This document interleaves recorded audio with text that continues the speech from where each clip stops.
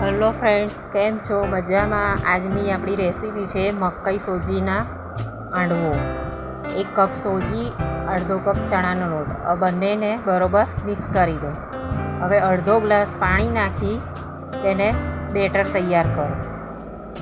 બરોબર હલાવી લો, ગાંઠા ના રહે ચણાના લોટના. હવે મિક્સર જારમાં અડધો કપ મકાઈ લઈ લો. એ મકાઈને ક્રશ કરી લેવી મિક્સર જારમાં. ક્રશ થઈ જાય એટલે આપણે એને બેટરમાં નાખી દઈશું. બેટરમાં નાખી અને બરોબર હલાવી લઈને મિક્સ કરી લેવાનું. બેસન, સોજી ને મકાઈ ત્રણેય સરખું મિક્સ થઈ જવું જોઈએ.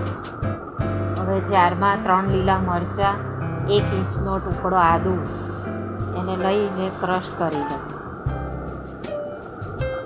તમારા તીખાસ પ્રમાણે જોઈતું હોય એ પ્રમાણે અંદર મરચાં અને આદું એડ કરવું. વધારે જોઈતું હોય તો વધારે નાખવું. મારા ઘરમાં આ રીતનું તીખું ખવાય છે એટલે હું આટલું નાખું. હવે એને હલાવી લો બરાબર. હવે 5-10 મિનિટ માટે ફરી ઢાંકીને રહેવા દો. હવે ખોલીને હલાવી મિક્સ કરી લો. હવે એમાં અડધી 2 ચમચી જેટલી જ અમે છાશ નાખું છું, કેમ કે અમે ખાટું નથી ખાતા. તમારે ખાટું ખાતા હોય એ પ્રમાણે છાશ એડ કરવી. પાછી 10 મિનિટ રહેવા દેવું. તેમાં થોડી ખટાશ આવી જાય. મેં છાશ થોડી ખાટી જ લીધી છે. હવે ખોલી અને ચેક કરી લઈને બરોબર હલાવી લઈએ.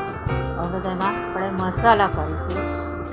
1 ચમચી મરચું પાવડર, અડધી ચમચી હળદર, સ્વાદ પ્રમાણે મીઠું અને સ્વીટ કોર્ન છે એટલે ખાંડ તમારે જોઈતી એ પ્રમાણે નાખવાની. અમારે સ્વીટ ખાય છે થોડું એટલે મેં 1 ચમચી ભરીને નાખી. તમારે અડધી નાખવાની. બરોબર આપણે મિક્સ કરી લઈશું. બરોબર હલાઈ જાય એટલે પછી એને થોડી વાર ઢાંકી દઈએ.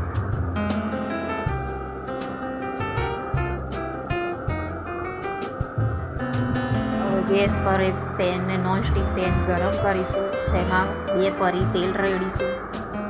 બેટરને બરોબર હલાવી અને એક બાઉલમાં લઈ લઈશું. જેટલો આપણે કરવો હોય હાંડવો ફૂલનો એટલું બેટર લેવું. મેં 1.5 ચમચો લીધું છે. ઉપર સાજીના ફૂલ નાખીશું, એની ઉપર લીંબુનો રસ નાખીશું એટલે આપણે સાજીના ફૂલ એક્ટિવ થઈ જાય. હવે તેલ ગરમ થઈ ગયું છે, એમાં આપણે અડધી ચમચી રાઈ નાખીશું. હવે રાઈ ફૂટી જાય એટલે 1 ચમચી તલ નાખીશું. એ તલને એ ફૂટી જાય બરોબર એટલે પછી આપણે આ સોડાવાળું બેટર એમાં એડ કરી દઈશું, રેડી દઈશું અને પછી ઢાંકી દઈશું. તેને 5 મિનિટ માટે ઢાંકીને ખોલી લઈશું. જુઓ આ રીતનો સરસ ઉપરથી ગોલ્ડન કલર થઈ જશે, ગોલ્ડન બ્રાઉન. હવે ધીરે ધીરે આપણે કિનારે ફેરવતા ઉઠાવી અને પલટાઈ લેવું. ફરી બીજી બાજુ ઢાંકીને થવા દેવો. હવે ખોલીને ચેક કરીએ. છરીથી કે ચમચીથી કસાથી ચમચી ચેક કરી લેવું. ખીરું બેટર ચોંટે નહીં તો આપણો હાંડવો થઈ ગયો.